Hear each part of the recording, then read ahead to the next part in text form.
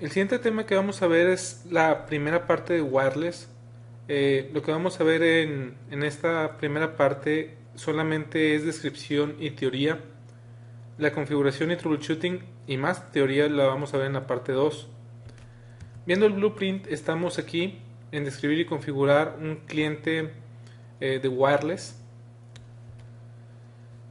Viendo un poco más a fondo la parte de wireless, lo que nos piden es describir los componentes y las operaciones de una red de wireless, una WLAN, ver las topologías también, describir los features de los clientes, de la unificación de redes y plataformas de movilidad, por ejemplo CCX y el LWAPP. En la parte 2 vamos a ver esta parte que es configurar un cliente wireless. Ahora, dicho sea de paso, en los objetivos del examen aquí en el blueprint no viene la configuración de un wireless LAN controller. Y es curioso que no venga porque en todos los libros que hay en el mercado para prepararse para este examen sí viene cómo se configura, aunque sea básicamente, pero sí viene cómo se configura un wireless LAN controller. Entonces en este curso también lo vamos a ver. No viene en el blueprint, pero es muy sospechoso de que sí venga en el libro oficial de Cisco, por ejemplo. En el libro oficial de Cisco sí viene cómo se configura un wireless LAN controller. Entonces también lo vamos a ver en el curso, pero eso va a ser en la parte 2 de este curso. Al hablar de wireless tenemos que hablar también de lo que es radiofrecuencia, porque finalmente este es el medio que utiliza la comunicación wireless en la LAN o en la wireless LAN. ¿Qué es la radiofrecuencia? La radiofrecuencia es una señal oscilatoria que es transmitida de un aparato a otro. Ahora bien, el que transmite usa una frecuencia. Esa frecuencia es un valor constante y lo que hace el que recibe es sintonizar esa frecuencia en particular. Cuando hay varias frecuencias similares, son conocidas como una banda. Por ejemplo, lo que son las redes inalámbricas utilizan la banda 2.4 GHz y 5 GHz. Esas son las bandas que utiliza las wireless LANs y se le conoce como banda a un conjunto de frecuencias similares. Cuando se envía una señal de radiofrecuencia, se puede modular de dos maneras, con la amplitud, que es la amplitud modulada, y por frecuencia, que es la frecuencia modulada, o AM y FM. También se tiene lo que son canales. En una misma frecuencia puede haber varios canales y eso lo vamos a ver un poco a detalle más adelante, cuáles son los canales que podemos utilizar. Algo importante que debemos de tener muy presente cuando estamos hablando de radiofrecuencia es de que las señales pueden ser afectadas por objetos que se encuentran entre el que transmite y el que recibe, entre el transmisor y el receptor. Puede haber objetos que afecten la señal en sí. Es lo que vamos a ver adelante, qué es lo que puede afectar y cómo es que afecta cada tipo de objeto. Aquí lo que se representa es un access point. Ese es el símbolo del access point, o ese es como se representa al menos en el mundo de Cisco. Y eso es como se representa una señal de wireless. Bien, eh, lo primero que vamos a ver es que es la reflexión de una señal de wireless, hablando de las frecuencias de 2.4 y 5 GHz. La reflexión es cuando una señal de wireless se refleja, como se ve aquí. Y por lo regular estos objetos, hablando de redes inalámbricas, son aquellos elementos de metal como pueden ser puertas o como pueden ser escritorios o como pueden ser gabinetes. Cuando hay algo de eso de metal, lo que pasa es de que esa señal se refleja en ella. Si estamos hablando de access points que se encuentran en exteriores, no en interiores, un ejemplo puede ser eh, un lago, agua. Agua también lo que hace es que se refleja la señal. Otra manera que una radiofrecuencia puede ser afectada es por refracción. Eso se refiere cuando una señal de de wireless o de radiofrecuencia vaya hacia un elemento que tiene una densidad diferente. Supongamos que esto sea un muro. Si esto es un muro y tiene densidades diferentes en medio del muro porque unas partes son ya sea de metal, otras de aire, otras de concreto, otras de madera, etcétera. Como tiene diferentes densidades, lo que va a hacer la señal es que se va a refractar. Al tiempo de existir una refracción, lo que va a pasar más bien es de que la señal va a cambiar de ángulo y también se va a atenuar. La señal no va a ser con la misma intensidad que como entró por la pared que cuando sale. Eso es lo que va a pasar en ese tipo de casos en las que hay refracción y como les comento es cuando pasa por un objeto que tiene densidades diferentes. Otra manera que puede ser afectada una radiofrecuencia, una señal de radiofrecuencia es lo que se le conoce como absorción. Y esto es cuando el objeto en el que rebota, bueno en este caso no rebota, sino por la que pasa la radiofrecuencia puede absorber energía. Este objeto que absorbe la energía lo que va a pasar es de que al tiempo de que pase sobre él, la radiofrecuencia va a seguir en el mismo camino pero va a estar atenuada. Un objeto típico es el ser humano. El ser humano lo que hace es absorber la energía y aunque sí pasa, va a pasar un poco más atenuada de como había existido. Esto obviamente puede afectar si de este lado hay un receptor, pues ya la señal ya no está tan clara como estaba antes porque ya está atenuada y esto se le llama como absorción. Otra manera que puede ser afectada una señal de radiofrecuencia es lo que se llama como dispersión. Dispersión se refiere a que cuando llega a cierto objeto, la señal de radiofrecuencia rebota con varios ángulos, con diferentes ángulos, como se puede ver aquí. Por lo regular, el objeto que causa dispersión es un objeto que no es liso, es decir, que sea áspero, o que ese objeto en particular está hecho de partículas muy pequeñas. ¿Cuál podría ser un ejemplo típico de esto? Puede ser tan sencillo como una pared llena de tierra o o una pared llena de arena, por ejemplo. Partículas pequeñas son las que causan este fenómeno de dispersión en las señales de radiofrecuencia. El último que vamos a ver es lo que se conoce como difracción. Aquí no está muy bien representado realmente, pero la idea de la difracción es de que cuando van las señales de radiofrecuencia y se encuentra un objeto que totalmente la tapan, si por ejemplo por acá pudieran pasar también, finalmente un poco más adelante estas dos señales se van a volver a juntar. Obviamente como se van a volver a juntar, la que venía por acá y la que venía por acá, van a ir en diferentes ángulos de como normalmente deberían de ir y a ese efecto se le llama como difracción. Obviamente esa señal ya no es tan buena como la que estaba antes de pasar por ese objeto. Entonces, como les comento, la difracción es cuando un objeto tapa la mitad de la señal, por decirlo de alguna manera, y más adelante se vuelven a juntar, pero ya cuando se juntan de manera equivocada, por decirlo de alguna manera. Es la difracción. Se está poniendo muy de moda el usar antenas wireless para conectar edificios que no están muy cerca.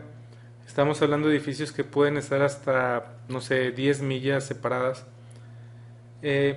Aquí se representa lo que viene siendo una antena de tipo dish, una antena de tipo plato.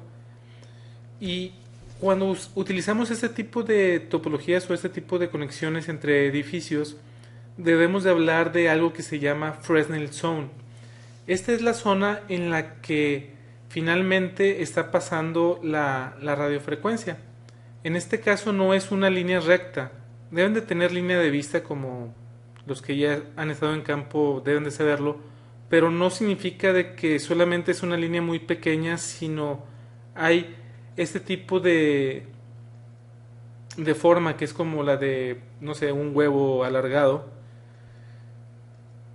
en donde la parte que está cerca de la antena es un poco, el radio es un poco más pequeño, en la parte de la mitad es donde el radio está más grande y después se vuelve a ser más pequeño. Esta zona se le llama como Fresnel Zone. Para que funcione correctamente este tipo de conexiones, no debe de haber nada en la línea de vista de aquí, pero también en la zona de Fresnel. Es decir, si aquí hay algo en medio, puede afectar negativamente la radiofrecuencia, la señal de radiofrecuencia.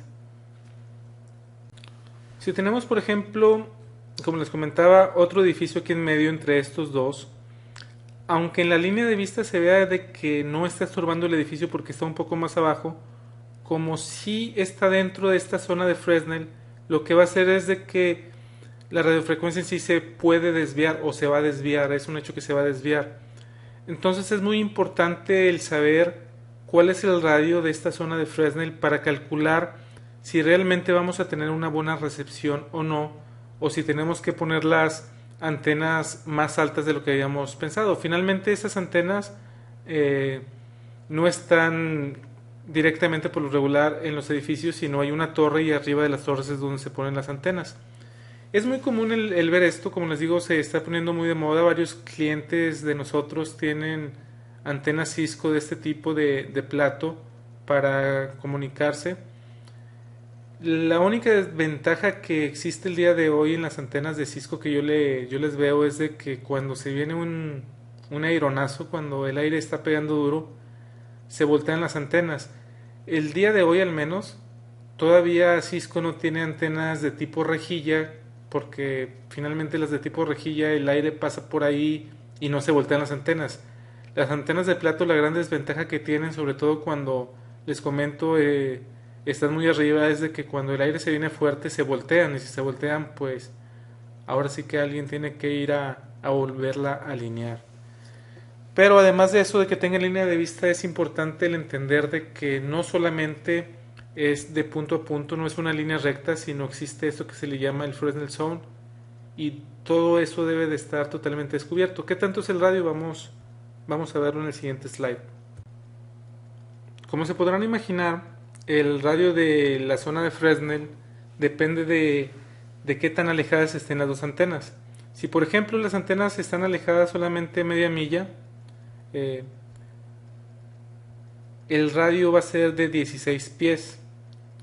Si está a una milla es de 23 pies. Si está a 2 millas es a 33 pies. Como pueden ver, no es lineal. Si está a 5 millas son 52 pies. Si está a 10 millas son 72 pies. Algo importante que hay que tomar en cuenta también cuando estamos instalando este tipo de antenas es que la curvatura de la Tierra en sí puede afectar. Finalmente, como todos sabemos, la Tierra es redonda. Entonces, si están muy separados, tal vez la línea de vista no se puede hacer, ya que la curvatura de la Tierra hace que no se puedan ver directamente, o que sí se puedan ver, pero esta parte de aquí de la zona de Fresnel le afecte negativamente a la señal de radiofrecuencia. Entonces, eso es lo que hay que cuidar. Estos son los valores que tenemos. Entonces, hay que tener mucho cuidado cuando hagamos la planeación de una conexión de este tipo. ¿Cómo se mide qué tan fuerte es una señal de radiofrecuencia? Bueno, se puede de dos maneras. La más común es la de decibeles, pero también se puede medir por medio de lo que son los watts. Entonces podemos encontrarnos de que una señal es de 15.000 watts o de 500 watts. Eso es común en las frecuencias de radio, por ejemplo, de las estaciones de radio que podemos escuchar en cualquier lado. Como les comento, en las redes wireless es más común ver en términos de decibeles o dB. Una medida de este tipo de decibeles finalmente no es un valor en watts, aunque la señal se mida en watts. Es una relación que existe. Es una relación que existe tomando en cuenta un valor de referencia. Esa escala de decibeles es logarítmica. Eso nos va a ayudar a que tengamos valores más pequeños y no sean valores de, no sé, de 100.000 watts, por ejemplo. La fórmula para calcular los decibeles es 10, el logaritmo de 10 de cuál es la señal en watts entre la referencia. Por lo regular usamos dos referencias. Utilizamos la referencia del miliwatt y la referencia del watt. Entonces, si tenemos una señal, por ejemplo, de 1 miliwatt, si ese es el valor de referencia, 1 miliwatt, y las señales de 1 miliwatt va a ser 1 entre 1, que es 1, y el logaritmo de eso va a ser 0. Entonces, 0 decibeles no significa que no tenga potencia. Cuando vemos 0 decibeles, significa de que es igual a la referencia que estamos tomando. En este caso, 1 miliwatt va a tener 0 decibeles con una m al final. Esta m significa que se está tomando como referencia 1 miliwatt. Si por ejemplo la señal que tenemos es de 0.5 miliwatts, si hacemos la fórmula de 0.5 entre 1 y eso le sacamos el logaritmo, nos va a salir un resultado negativo que son menos 3 decibeles. Aquí faltó la m, es dBm porque estamos tomando como referencia el 1 miliwatt. Decibeles negativos no significa que tenga una potencia negativa, significa que este valor es menor al de referencia. Por lo regular, valores negativos de dBm los vamos a ver en las antenas que están en los clientes, no en los access point. En los access point sí vamos a encontrar valores positivos, y por lo regular en la antena que recibe es donde por lo regular vamos a ver valores negativos. Una señal de radiofrecuencia se puede perder totalmente o se puede reducir tanto que al receptor no le sirva como le está recibiendo. La fuerza puede ser reducida o puede ser igual a 0 al final. ¿Cuáles son las causas más comunes? Esas no son las únicas, pero las más comunes. Una es el cable que está conectado entre la antena y el transmisor. Si ese cable no está funcionando correctamente, vamos a tener ahí pérdidas. Otra es en sí la distancia entre el transmisor y el receptor. Y esto es muy común el verlo en las estaciones de radio, sobre todo las de AM, que son las que tienen menos distancia. Entre más nos alejemos de la ciudad en la que estamos, esa señal va a estar reducida y vamos a empezarla primero a escuchar con ruido y después no la vamos a poder escuchar. Otras son objetos externos, como ya lo vimos anteriormente. Otro es ruidos externos. Otras son interfaces externas. Quiero decir interferencia externa. Por ejemplo, una interferencia externa en el mismo ejemplo del radio es si estamos en medio de dos ciudades y en las dos ciudades hay una estación de radio que utiliza la misma radiofrecuencia, eso es lo que se le conoce como interferencia. Finalmente, en esta lista tenemos que puede también estar mal el cable entre el receptor y la antena del receptor. Si le va sumando cada una de estas cosas, puede que se pierda demasiado la señal. Hay un concepto que se llama, o un término que se llama path loss, y el path loss no es otra cosa más que la suma de todas las pérdidas que se tuvieron desde el transmisor hasta el receptor. Así como podemos perder una señal, podemos también ganar fuerza en la señal. Esto no es mágicamente, esto es por medio de las antenas que tenga el transmisor o el receptor. Básicamente lo que se hace para tener una mayor ganancia en una antena es el que la manera en que mandes la señal sea diferente, que no la mandes hacia todos lados, por ejemplo, de que sea hacia un lugar específico a donde la envíes. De esa manera la energía la puedes hacer que se vea como que si es más, porque simplemente la estás enfocando a lugares específicos en lugar de que sea totalmente abierto. Esto lo puedes hacer tanto en la antena del transmisor como en la antena del receptor. Hay cierto tipo de antenas que se llaman, como dice aquí, isotropic. Ese tipo de antenas lo que hace es eso, el enfocar la energía hacia cierto lugar en particular o hacia ciertos lugares en particular para que haya mayor ganancia. Cuando tú utilizas este tipo de antenas, la medida de referencia ya no va a ser la de dBm, sino va a ser la de dBi, y esta I significa de isotropic. Ahora bien, hay un concepto o hay otro término que es el EIRP, que no tiene nada que ver con protocolos de ruteo. EIRP significa Effective Isotropic Radiated Power. La fórmula para calcular el EIRP es cuál es el poder de transmisión, que está en dBm, más cuál es la ganancia que tiene la antena por ser isotrópica, entonces es dBi, más también cuál es la ganancia que tiene la antena receptora, que también está en términos de dBi, menos cuál es la pérdida que se tiene en el cable. Finalmente un cable siempre va a causar que se pierda algo de señal, entonces hay que tomarlo en cuenta. También tenemos que tomar en cuenta cuál va a ser la pérdida que tiene el cable en decibeles del cable que está entre la antena y el receptor. Y finalmente hay que restar también la sensibilidad que tiene el receptor en la antena. El resultado final lo que nos va a dar es el EIRP. En la página de Cisco, si ustedes buscan antenas, les va a mostrar todos los tipos de antenas que se pueden conectar a los access point de Cisco. La primera antena que podemos ver es la omnidireccional, y esta antena lo que hace es mandar una señal de ese tipo. Si aquí está el access point, este es la manera en la que va a radiar. En la hoja técnica de la antena lo que podemos ver es cuál es la frecuencia que utiliza, en este caso es la banda de 2.5. Podemos ver el poder de la antena, que son 5 watts, y la ganancia.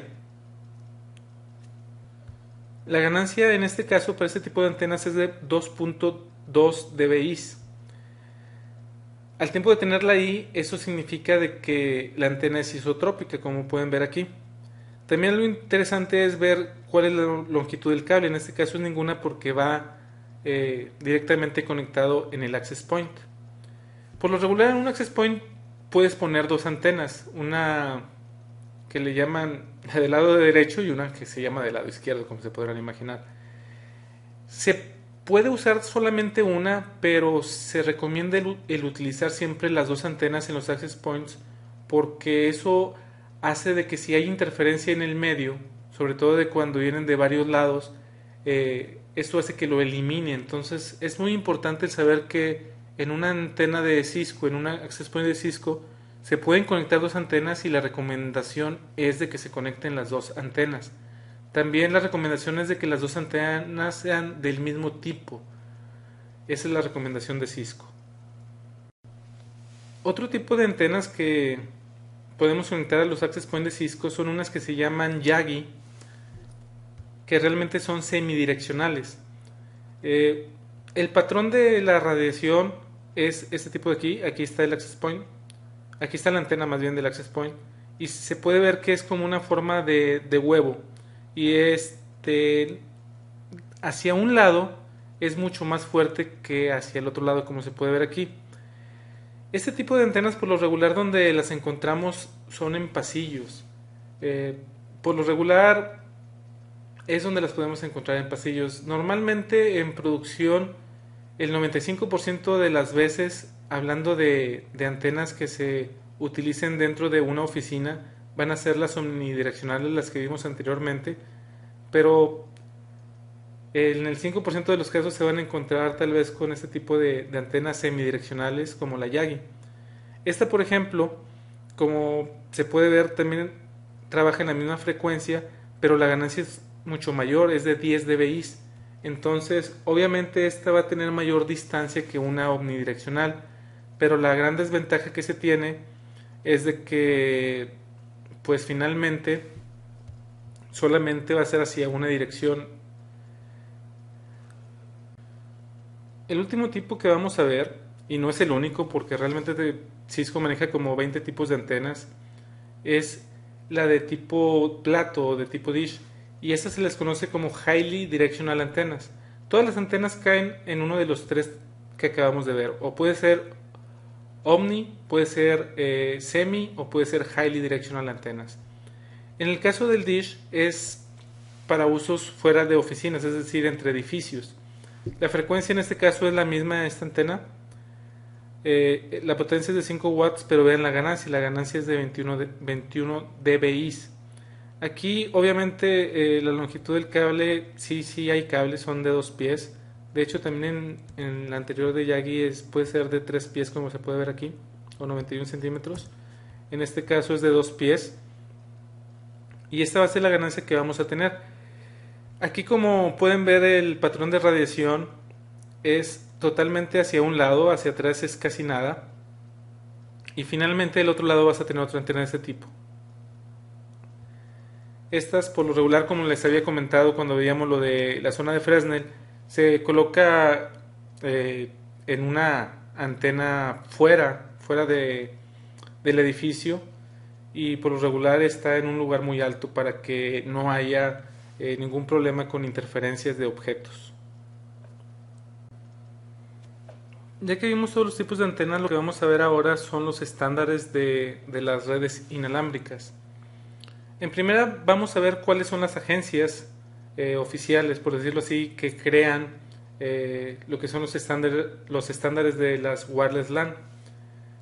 La primera es una de Estados Unidos, que es la Federal Communication Commission, y esa es la que finalmente regula cuál es el uso de las frecuencias de wireless.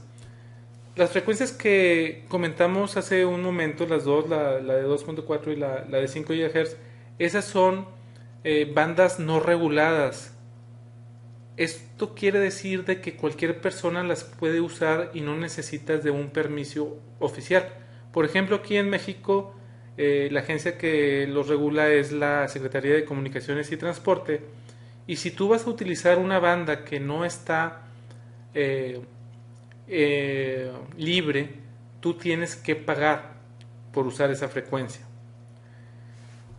Otras agencias que existen que crean estándares, esta no crea estándares, simplemente lo que hace es regularlas, como la CST en México.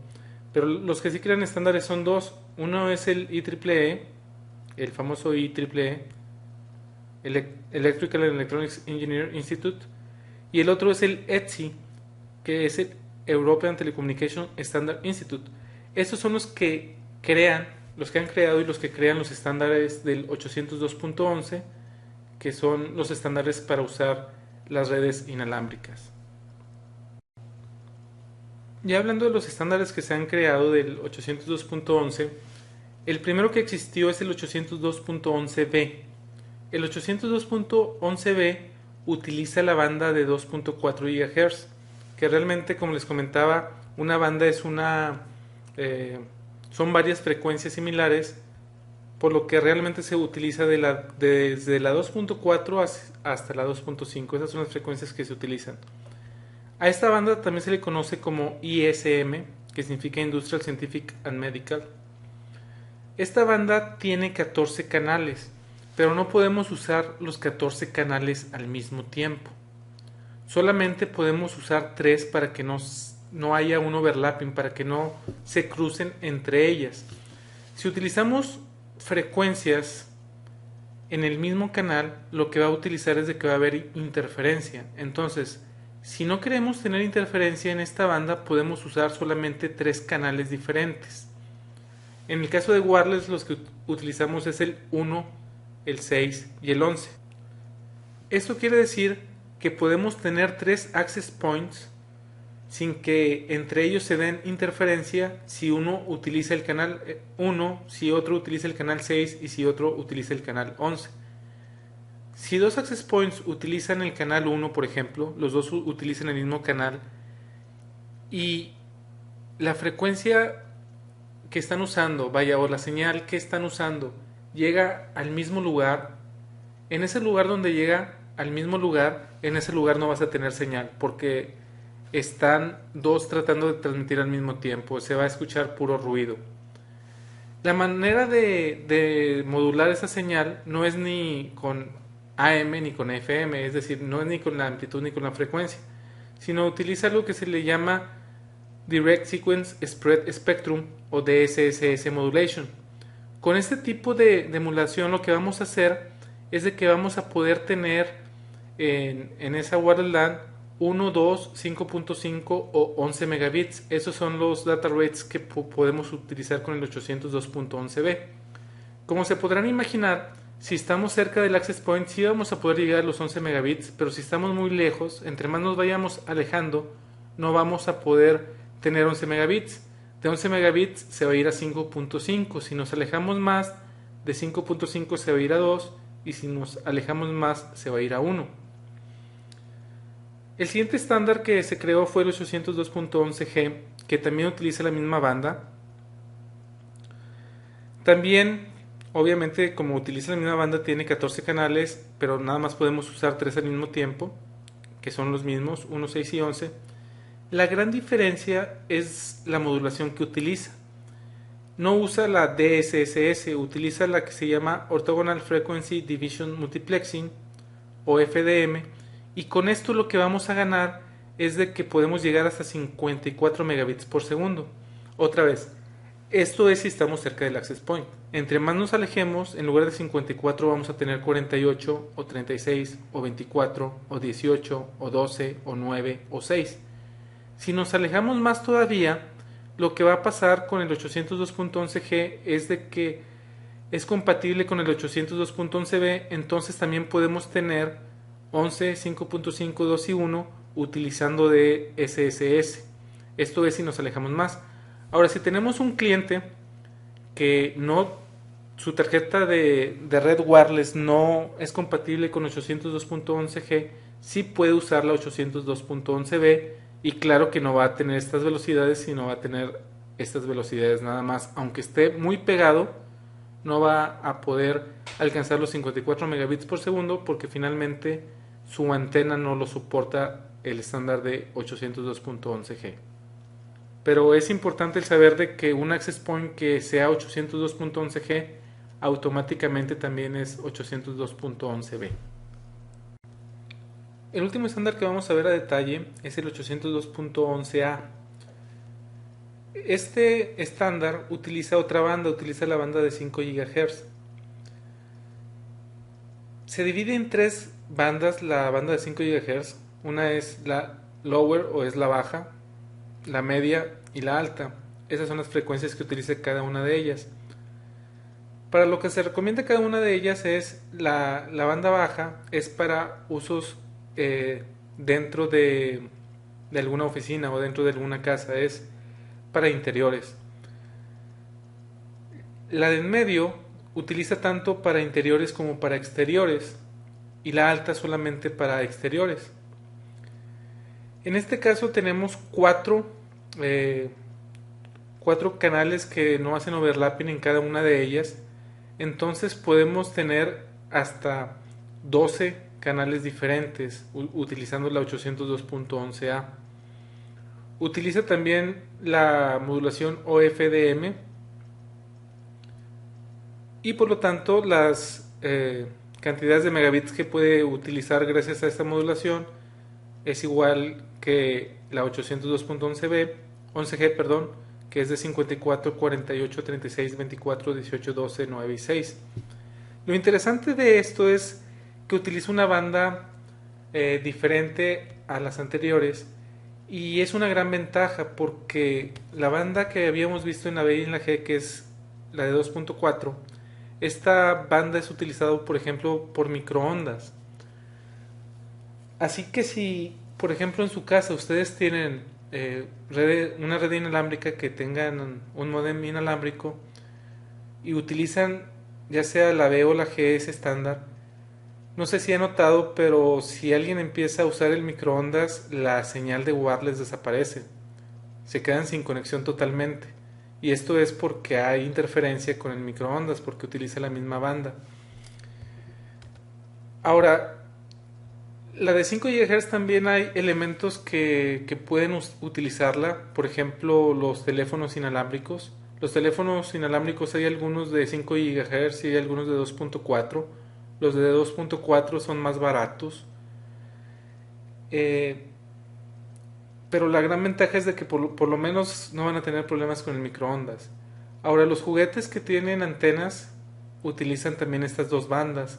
Entonces, si tienen un hijo y está utilizando su carrito a control remoto, si utiliza el mismo canal que ustedes están usando en su access point de su casa, también pueden tener ruido y los puedes conectar de la red inalámbrica.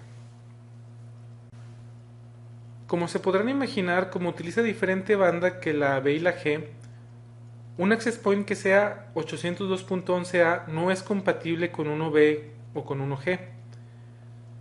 Ahora, Cisco sí maneja access points que manejan A, B y G, pero como les había comentado, si hay un access point que sea G, automáticamente también es B. Uno que sea A no significa que vaya a ser compatible con B o con G. Hay que tener mucho cuidado al tiempo de comprar un access point, porque si la mayoría de nuestros usuarios tienen antenas en sus portátiles que soportan nada más 802.11b, por ejemplo, y compran una, no va a funcionar. Entonces sí hay que tener mucho cuidado al tiempo de comprar un access point, y si tienen, no sé, 100 usuarios que utilizan nada más el B o el G, entonces el comprar una A no les va a servir de nada. Hay otros estándares que aquí nada más vamos a mencionar, que es el 802.11e, y esto se refiere a la calidad en el servicio para las redes inalámbricas. Está el 802.11i, que agrega bastantes features de seguridad, y está el 802.11n, que seguramente han escuchado de él, y lo que hace es tener mayor ancho de banda que el estándar G o el estándar A. Ya que vimos lo que está detrás, hablando de radiofrecuencia, que esas son las bases de una red inalámbrica, ya podemos ver más claramente cuáles pueden ser las diferencias entre una red alámbrica y una red inalámbrica. En una red inalámbrica, para empezar, como acabamos de ver, el estándar que sigue es la IEEE 802.11. Las alámbricas, por el otro lado, como ya lo habíamos visto también, el estándar es el IEEE 802.3. Una de las grandes diferencias entre una red alámbrica y una red inalámbrica es de cómo se accesa el medio, cómo vas a enviar información y cómo vas a recibir información, cómo vas a evitar de que haya colisiones en el medio. En una red alámbrica se utiliza CSMA, CD, CD es Collision Detected, y una red wireless lo que utiliza es CA, que es Collision Avoidance. Ahora bien, en una red alámbrica podemos tener tanto como half o como full duplex. Si tenemos un hub, va a ser half duplex, y eso quiere decir de que nada más puedes enviar o nada más puedes recibir información. Full duplex, como ya también debemos de saber, significa que puedes estar enviando y recibiendo información al mismo tiempo. Obviamente en una red wireless no puedes enviar y recibir información al mismo tiempo porque estás usando el mismo medio. Más aún, en toda la red wireless nada más puede haber una persona transmitiendo o recibiendo al mismo tiempo. No puede haber dos personas que quieran transmitir al mismo tiempo porque va a haber ruido en la señal. Es por eso de que se utiliza el algoritmo de CSMA-CA.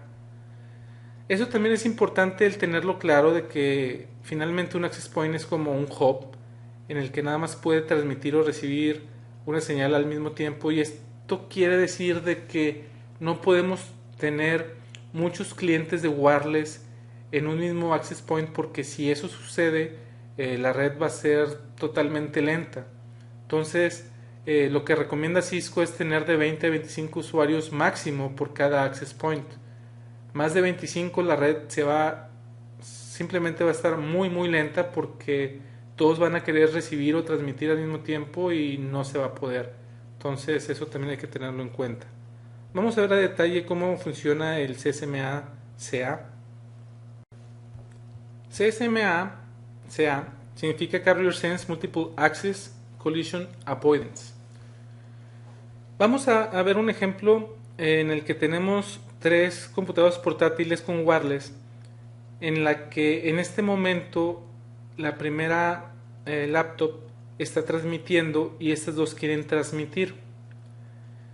Antes de transmitir, lo que van a hacer es escuchar si en el medio hay alguna señal en ese momento. Si hay alguna señal en ese momento, no van a intentar mandar el frame porque saben que va a haber una colisión, que va a haber interferencia. Entonces, si está transmitiendo, bueno, primero, si no está transmitiendo, obviamente pues pueden tomar el medio en ese momento. Pero si al tiempo de escuchar escuchan que ya hay algo transmitiéndose, lo que van a esperar es de que se termine de transmitir ese frame y luego van a esperar un tiempo que se llama DIFS, que es DFC Interframe Space, que es un tiempo de gracia, por decirlo de alguna manera, que le da el saber de que estar seguros de que el frame ya se terminó de mandar. Después de ese tiempo, lo que va a pasar es de que como estas dos computadoras o estas dos laptops quieren transmitir al mismo tiempo, imagínense si todos estén esperando exactamente a que se termine de transmitir para empezar a enviar. Obviamente, si esto sucede, siempre va a haber colisiones. Entonces lo que sucede es de que cada una de esas laptops va a esperar un tiempo random. RBT significa Random Back of Time, es decir, después de que terminó de transmitir el frame, esperan el tiempo de DIFS. Cuando termina, empieza un contador de un timer que simplemente es random, es al azar el tiempo que van a esperar, y cuando termine ese tiempo empiezan a transmitir.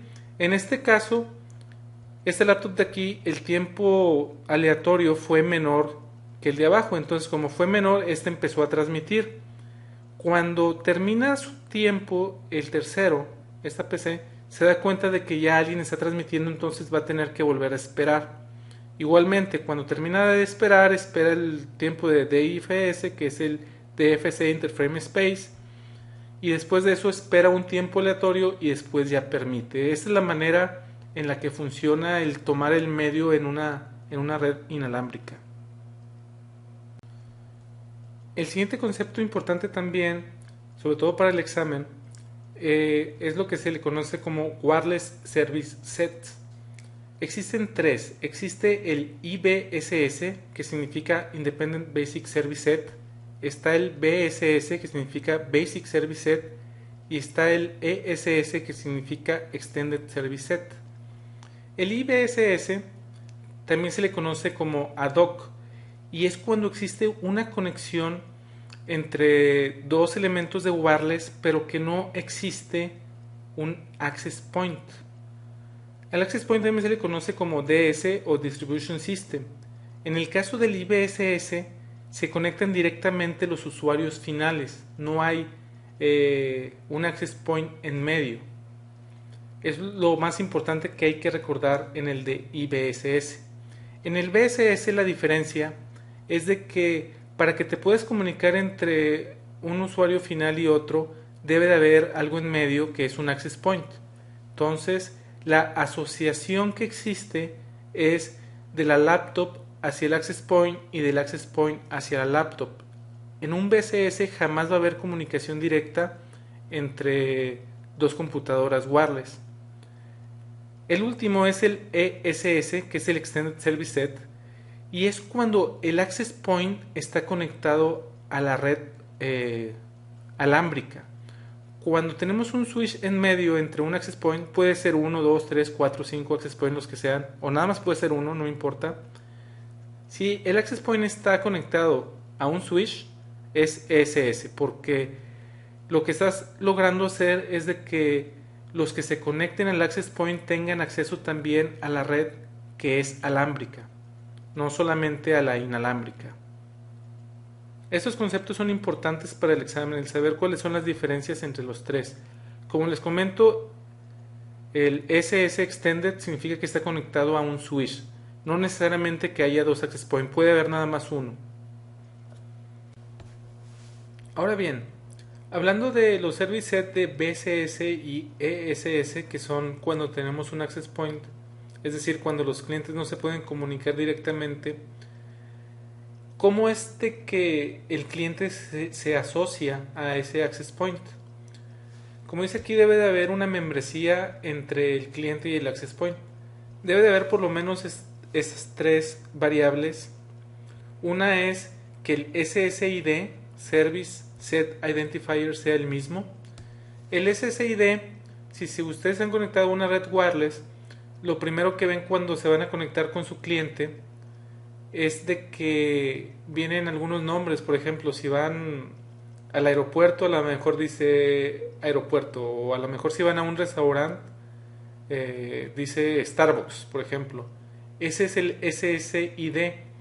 Cuando están en un edificio donde hay varias empresas, por lo regular van a encontrar un sinnúmero de SSIDs. Por ejemplo, se pueden encontrar una que se llama GuestNet, una que se llama NetLearning, en este caso es los ejemplos que estoy poniendo, bueno, acá del SSID. Y ustedes van a elegir a la que ustedes tienen acceso. También el data rate, es decir, los megabits deben de ser compatibles, y debe de haber una autenticación para que te puedas tú asociar a ese access point. Hablando de autenticación lo vamos a ver a detalle, pero les adelanto que un tipo de autenticación es no tener autenticación. Ahora, un access point puede manejar varios SSIDs o solo uno. En una empresa, por lo regular, hay dos tipos de SSIDs. Uno que es el que se utiliza para accesar todos los recursos de la red de esa empresa, y hay algunas empresas que utilizan uno segundo que le llaman GuestNet, que es para los invitados, es la red de invitados, y por lo regular a lo único que tienen acceso es a internet, no tienen acceso a otra cosa. Entonces el access point básicamente lo que tiene cuando tiene dos SSIDs es una conexión trunk, y esa conexión trunk lo que va a hacer es mandar a la VLAN de guest los que se hayan conectado con el SSID de guest, y a la VLAN de NetLearning o a la VLAN de producción, donde pueden accesar todos los recursos como impresoras y servidores, a esa VLAN los que se hayan conectado con este otro SSID. Tal vez, por ejemplo, para la red GuestNet no hay autenticación, tal vez para esta sí la haya, seguramente debe de haberlo, si no estamos en graves problemas. Básicamente, en modo muy general, esta es la manera como la que se asocia un cliente. El cliente obviamente debe de tener un software en su máquina. Por lo regular ese software se le llama, en términos de wireless, el supplicant o suplicante, por decirlo de alguna manera. Entonces ese software es el que les va a ayudar a elegir a cuál SSID se van a conectar, y si van a requerir de algún tipo de autenticación en ese mismo cliente, es en el que lo van a configurar. En la segunda parte de ese tema vamos a configurar el cliente de Cisco, el ACU y el ADU. Esos son los clientes que vamos a utilizar, pero no son los únicos, obviamente. Esos son los dos de Cisco, que son los que nos piden en el blueprint. Pero pues puede haber un cliente de IBM, un cliente de Dell, inclusive un cliente de Intel, por ejemplo. Hablando de los mensajes que se envían entre el cliente y el access point, lo primero que envía el cliente es un prop request, y el access point se lo responde diciéndole aquí estoy. El prop lo que básicamente dice el cliente es estás ahí, y el access point le responde. El access point agrega la MAC address de la dirección de la red inalámbrica, de la tarjeta de la red inalámbrica, a su tabla de asociaciones. El access point después le envía un authentication request, un requerimiento de que se tiene que autenticar. El cliente lo debe de responder. Ya después de que se autentica, ya se envía un requerimiento de asociación y se responde, y ya es cuando finalmente ya está la asociación hecha con el access point. Hablando un poquito más a fondo, lo que sucede cuando se autentica es, primeramente, lo que debe de hacer es de que el SSID debe ser igual. Es decir, en el cliente tú le vas a configurar que te quieres conectar al SSID que se llama NetLearning. Después de eso se va a tratar de autenticar con el access point. Cuando se autentica, también, además de la autenticación, ya sea con usuario y password, o sea, nada más una llave, y eso lo vamos a ver más adelante, también opcionalmente se pueden encriptar los paquetes que van por la red wireless. Si se encriptan, eso se le llama como data privacy. Es decir, tus datos son privados. Tus datos que estás mandando están encriptados de alguna manera. Esto es opcional. También opcional tenemos lo que es el Packet Authentication. Y esto quiere decir que tienes integridad de tus datos. Esto quiere decir de que de esta manera tú puedes asegurar que el paquete que estás recibiendo es el paquete que tú estás esperando de la persona que te lo está enviando, del aparato que te lo está enviando. Tú estás seguro de que sí te lo está enviando ese aparato o esa persona. Entonces a eso se le llama Data Integrity. Una cosa es de que vayan encriptados y otra totalmente diferente significa que estén autenticados. Autenticados es saber si quien te lo está enviando realmente te lo está enviando, y la otra es de que vayan encriptados. Y por último es el Association Handshake, que eso es lo que les comentaba de los paquetes de Association Request y Response. Hay varios tipos de autenticación. Hay dos en particular que se llaman Legacy. Legacy significa que son los antiguos, los viejos. Y como les comento, son dos tipos los que caen en este tipo de autenticación. Una es la que se llama Open Authentication, y eso significa que la autenticación está abierta y que no hay autenticación, es decir, no necesitas de un password para poder autenticarte con ese access point. Obviamente esto no es nada seguro. Otro de los tipos es lo que se le llama como PSK o Pre-Shared Keys, y eso significa que es una llave que está definida estáticamente y que se configura en el software del cliente, que como les había comentado, el software del cliente se llama Supplicant, y también se configura estáticamente en el access point. Es por eso que también se llaman como llaves estáticas de tipo web. Estas llaves no son muy seguras. Web significa Wireless Equivalence Protocol. Esta misma llave de web puede ser usada como llave de encripción, es decir, todos tus paquetes sí pueden ir encriptados utilizando esta misma llave de web. Aquí dice que no se escala muy bien, y eso significa que a cada usuario le tienes que estar dando la llave de web, y por lo mismo no es tan sencillo el estar cambiando esa llave de manera muy seguida, porque si la cambias en el access point la vas a tener que cambiar en todos tus clientes. Además ya hay software que rompe este tipo de llaves muy fácilmente, es decir, tú si buscas en internet web hacking o wireless web hacking, te vas a encontrar con muchas herramientas en las que simplemente tú te vas a asociar con el SSID, te va a pedir la llave, va a estar escuchando todas las conversaciones, y aunque vayan encriptadas con un web, lo que va a hacer es quebrar esa llave en 5 o 10 minutos máximo. Y ya que tienes la llave, pues te puedes asociar tranquilamente al access point. Entonces, esto no es muy seguro que digamos. Se usa todavía bastante en el campo. Esto, por ejemplo, a los que utilizan o los que tienen Infinitum aquí en México con el two-wire que maneja Telmex, son ese tipo de llaves las que vienen preconfiguradas en los equipos. Entonces, si su vecino sabe un poco de redes, se puede buscar en Google una manera para quebrar esa llave de web y poder accesar su internet sin tener que pagarlo. Las nuevas maneras de autenticar, hablando de Wireless LAN, es lo que se le llama seguridad basada en EAP. EAP significa Extensible Authentication Protocol. Este protocolo está definido en el RFC 3748 y hay algunas variantes que se cubren en el RFC 4017. Este protocolo en sí no fue diseñado para wireless, fue diseñado originalmente para usuarios de PPP. ¿Cuáles son las variantes de EAP? Tenemos LEAP, que significa Lightweight EAP, que también se le conoce como EAP Cisco. Como se podrán imaginar, este protocolo fue creado por Cisco. Tenemos algunos que sí son estándares, como el EAP-TLS. TLS significa Transport Layer Security. Ese sí es Open Standard. Está el PEAP, que significa Protected EAP, o también se le conoce como EAP-PEAP. Ese también es estándar. Y está otro de Cisco que se llama EAP Fast. Fast no significa que sea rápido. Ahorita vamos a ver qué significa. Bueno, literalmente significa Flexible Authentication via Secure Tunneling, y ahorita vamos a ver cómo funciona. Pero les repito, no significa de que sea un protocolo rápido. Esto no tiene nada que ver con eso.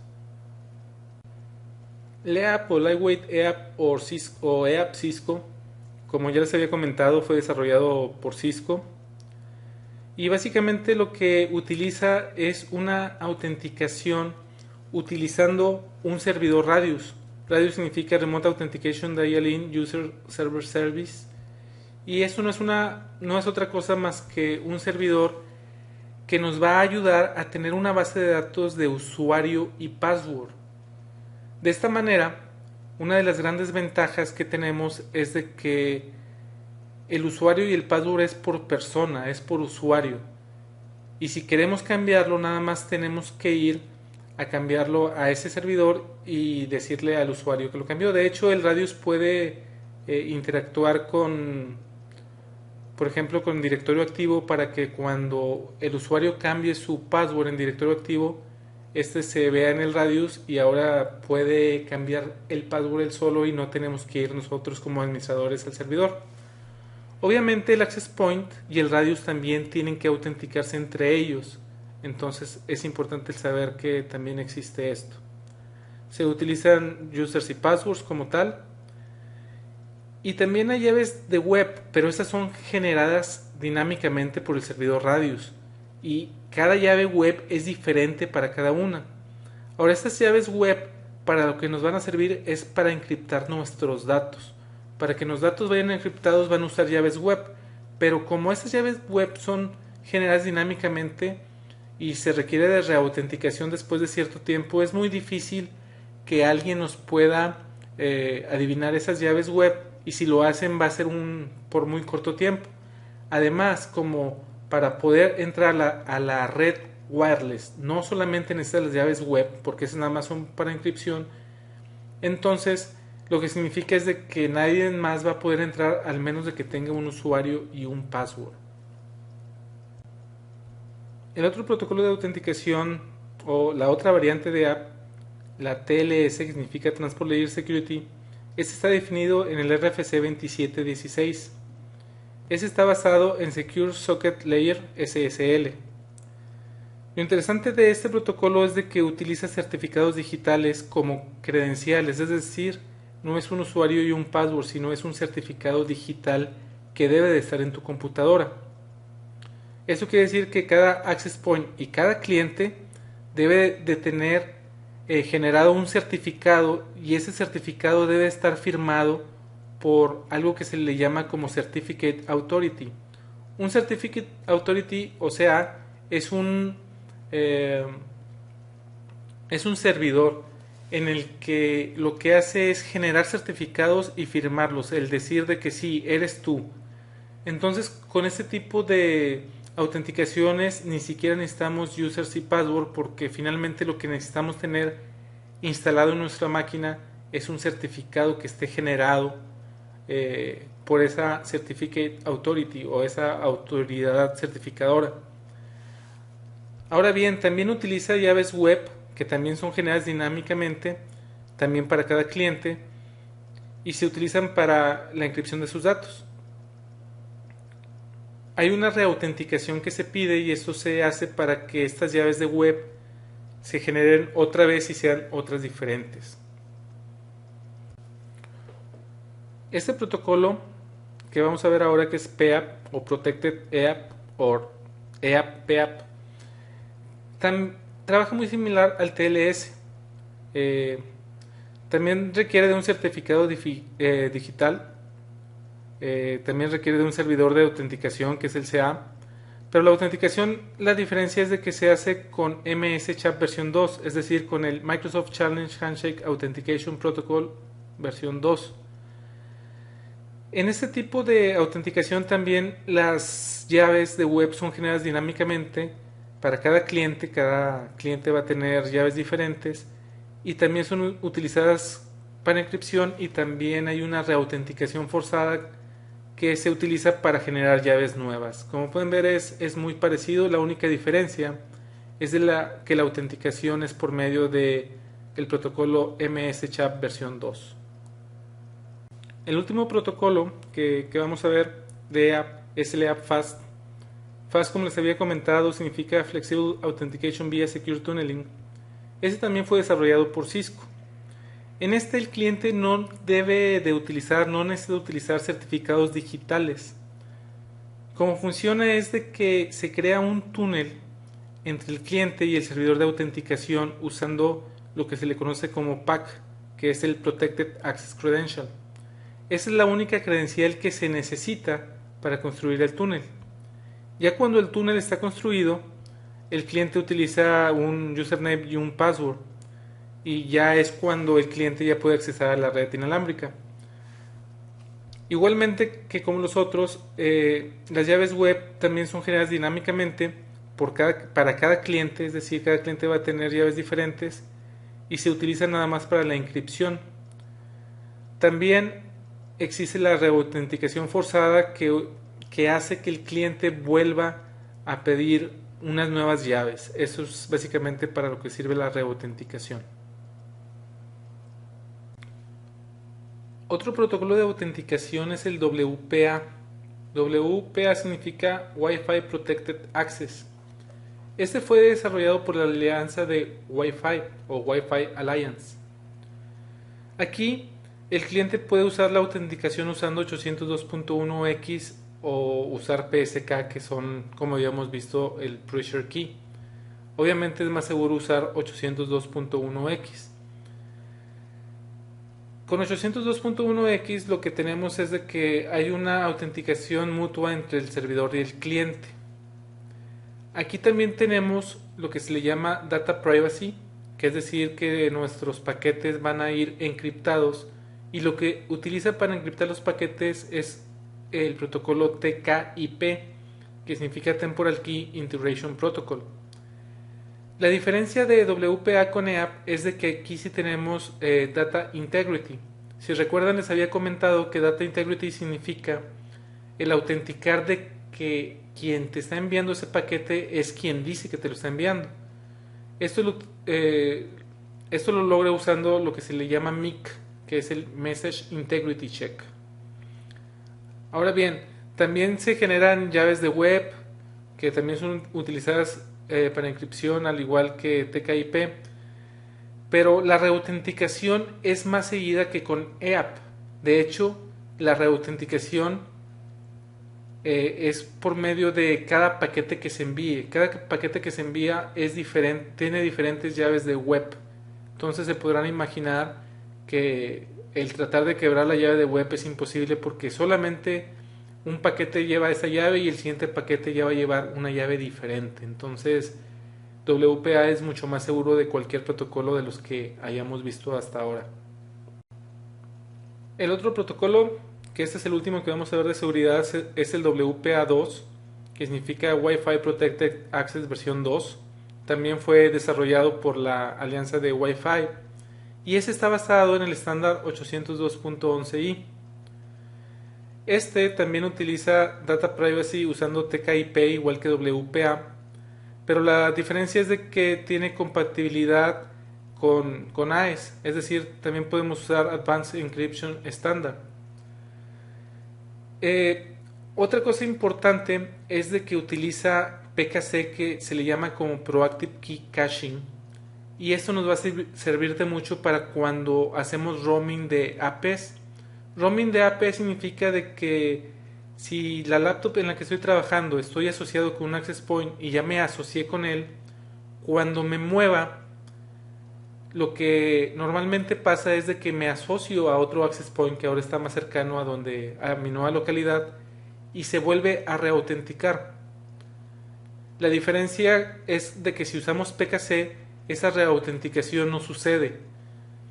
Cuando te reautenticas finalmente, si no utilizas PKC, va a haber un momento en el que no estás asociado a ningún access point y vas a perder conectividad.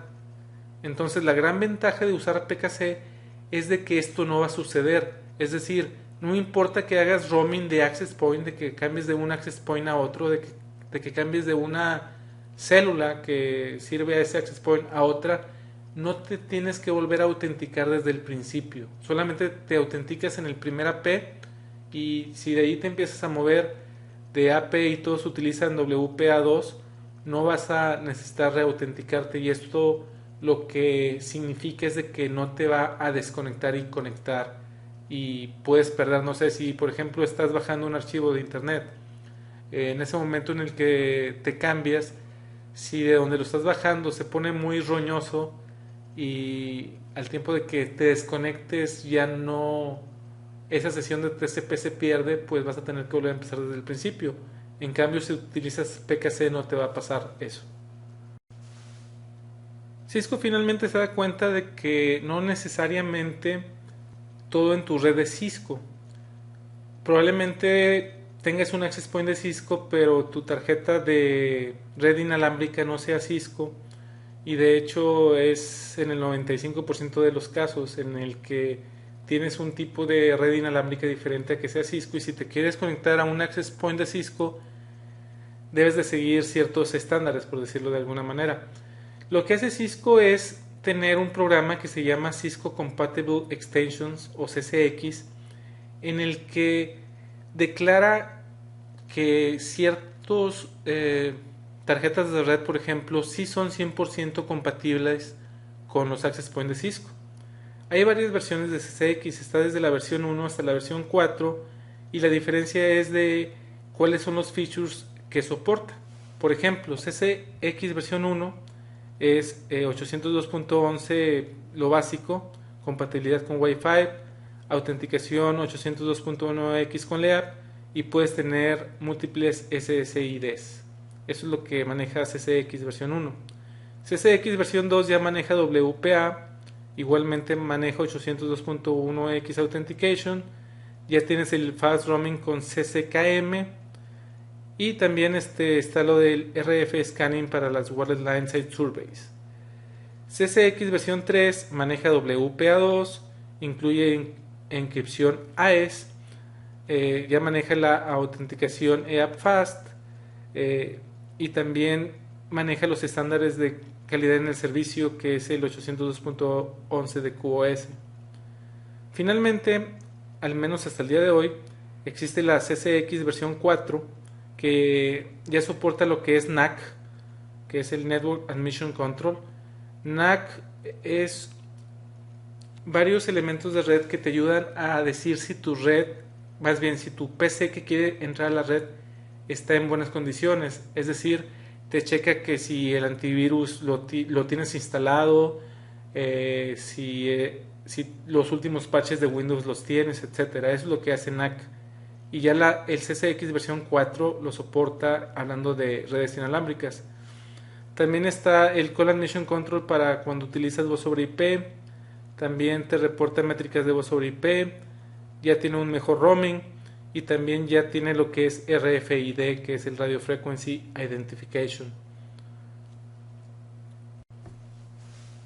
Este slide nos va a servir para dos cosas. Una, para ilustrar qué es lo que pasa cuando en un, no sé, por ejemplo, en el piso de un edificio tenemos 6 access points. Aquí es importante notar, en este caso estamos con 802.11b, por ejemplo, en el que podemos usar 3 canales. Entonces tenemos el canal 1, el 6 y el 11. Algo importante que debemos de tener muy en cuenta es de que el canal 1 que está aquí no puede tocar en ningún momento la cobertura del canal 1 que está acá. Si esto de aquí tocara en algún punto este otro access point de ese canal, en ese punto en particular habría ruido en la señal. Y si hay ruido no va a haber comunicación, va a ser un triángulo de las Bermudas en nuestra red inalámbrica. Entonces eso es lo que hay que cuidar, que los canales no hagan overlapping en ningún lado. Entonces la manera más sencilla de hacerlo es poner el canal 1, 6 y 11 de esta manera, para que el 1, el 6 y el 11 sí haya overlapping, y en estos puntos de aquí no haya interferencia. Finalmente vas a estar conectado o a este access point o a este access point, y como los canales no se van a hacer ruido porque son diferentes, no va a haber ningún problema. Ese es el layout.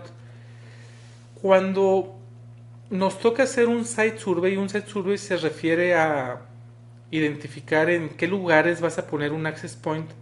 Tenemos que tomar en cuenta el que los canales no se hagan overlapping, y si se hacen overlapping, que sean canales diferentes. Entonces ese es el típico ejemplo en el que cómo debemos de acomodar los access points para que no haya overlapping entre el mismo canal, porque como les comento, pues simplemente no va a haber cobertura ahí porque va a haber interferencia.